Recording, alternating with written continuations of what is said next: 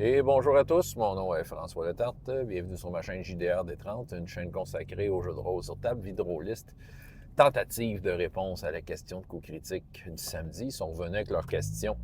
Question avec un sujet très précis, là, même que je vais plutôt répondre au sens large, parce que c'est par rapport à la série de dessins animés de Critical Role, que je ne sais même pas comment elle s'appelle. Ça part mal, mon affaire. Déjà, j'ai jamais vraiment regardé Critical Role, là. Je sais c'est qui, j'ai vu des bouts, là, mais j'ai jamais suivi ça. Ce qui fait que j'ai pas vraiment d'opinion sur la série. Elle a de l'air bien belle, bien bonne. Moi, mon gros problème à travers ça, c'est que j'écoute pas la télé. C'est ça. J'écoute à peu près pas la télé. C'est rare. Dernièrement, une de mes dernières vidéos, j'étais tout content de vous dire que j'avais commencé Hunger Games, là, qui est sorti il y a quasiment 15 ans. Là, fait que je suis en retard dans les nouvelles, ça, c'est sûr. Euh, En général, mettons là, que je parle en général, mettons ma préférence va aller où? Je vais préférer prendre une œuvre de fiction qui n'est pas pensée comme un jeu de rôle et de l'imaginer en jeu de rôle. Ça revient à des sujets que j'ai parlé dernièrement. Plutôt que le contraire. Je ne dis pas que c'est pas bon, mais des fois, tu le sens qu'ils ont voulu comme mettre en image la game. Puis c'est ça, on dirait que, je sais pas, on dirait que l'histoire est teintée, est un peu forcée vers des éléments de jeu. C'est ça. Je sais pas si c'est le même parce que ça a l'air que c'est bien bon. C'est ça. Mais si je regarde, mettons, le film Donjons et Dragons, que j'ai bien aimé, soit dit en passant, là, je l'ai assez aimé pour l'acheter en DVD. Imaginez.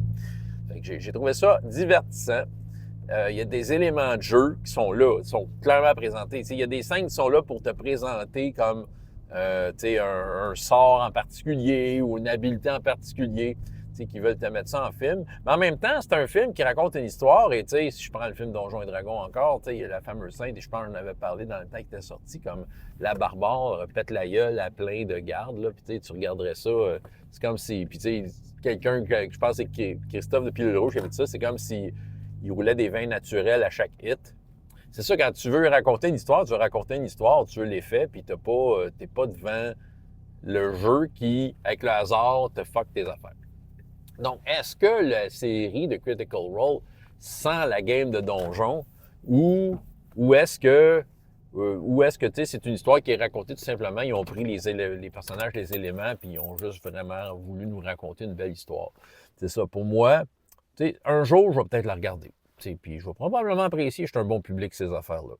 Mais c'est ça. Mais moi, dans le fond, je vais bien plus être inspiré d'une œuvre qui n'est pas partie d'un jeu de rôle, puis essayer de voir de quelle façon je peux transmettre les belles choses que j'ai vues en jeu, puis essayer de faire vivre ça de la même façon, tout en ayant le hasard qui vient fourrer les plans de tout le monde. Fait que c'est ça. C'est ma petite vidéo de jour. François Letarte, JDR des 30, et jusqu'à la prochaine fois, ayez autant de plaisir dans la vie que dans les jeux. Au revoir.